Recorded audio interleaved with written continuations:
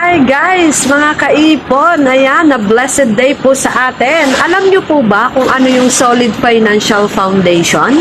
Ayan, yan ang tinuturo natin sa IMG. So, kailangan na magkaroon tayo ng solid na financial foundation. Kasi karamihan sa atin kulang sa financial na pag-aaral. Like ako, aminado ako noon na hindi ko napag-aralan or hindi ko siya alam nung hindi pa ako IMG member. Kasi ang alam ko lang noon basta mag-i-invest ako, 'di ba? Magtatrabaho ako. Hindi pala dapat ganon lang basta-basta. Dapat meron tayong sinusunod na foundation, parang bahay.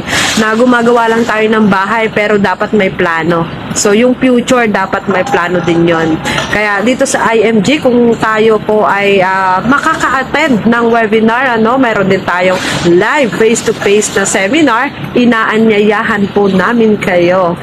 Everyday, meron tayo niyan. So, kung kayo ay willing na matuto at malaman kung ano yung sinasabi kong Solid Financial Foundation, tayo po ay mag-join. Libre lang po ito. Walang bayad. Kaya, inaanyayahan ko po kayo at sana makasama namin kayo at matutunan nyo rin kung ano yung natututunan namin. So, tara, PM ka na. I can help you. Let's go!